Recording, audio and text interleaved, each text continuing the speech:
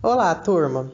Hoje vamos falar sobre áreas de superfícies planas, utilizando como exemplo placas de metal e como sua expansão ocorre em razão do aumento da temperatura. Vamos lá? A área ou superfície de figura plana tem a ver com o conceito primitivo de sua extensão bidimensional. Usamos a área do quadrado de lado unitário como referência de unidade de área, chamando de metro quadrado, que é representado pelo símbolo de metro elevado ao quadrado, como sua unidade de medida principal. Sabendo disso, podemos explicar o que é a dilatação superficial, que é o nome dado ao fenômeno onde há a dilatação bidimensional de um corpo ocasionado pelo aumento da temperatura. Esse tipo de dilatação, geralmente, ocorre em corpos de simetria superficial, como placas, tábuas, azulejos e dentre muitos outros. A dilatação superficial depende do seu coeficiente. Esse coeficiente, cuja unidade é representada dessa maneira, é uma característica de cada tipo de material, mas guarda uma relação de proporcionalidade com o coeficiente de dilatação linear. Observando, vemos que beta é o coeficiente de dilatação superficial e alfa o coeficiente de dilatação linear. Podemos inferir então que na dilatação superficial ocorrem duas dilatações lineares, uma para o comprimento e outra para a altura do corpo. Mas é importante ressaltar que a relação demonstrada é válida somente para corpos formados por substâncias puras e homogêneas. Essa é a fórmula utilizada para se calcular o módulo da dilatação superficial e para calcular a variação de área sofrida pelo corpo quando ele for submetido ao aquecimento. Além dessa forma apresentada agora, podemos calcular a dilatação superficial de outra maneira, de modo que encontramos diretamente qual é a área do corpo final, sendo S a área final.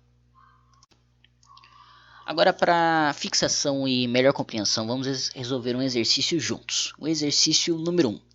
Uma chapa metálica retangular de 4 cm² de área será encaixada num suporte de hastes feitos de madeira e encontra-se numa temperatura de 25 graus Celsius, quando passa a ser exposta aquecida pela luz do Sol até atingir a temperatura de 75 graus Celsius.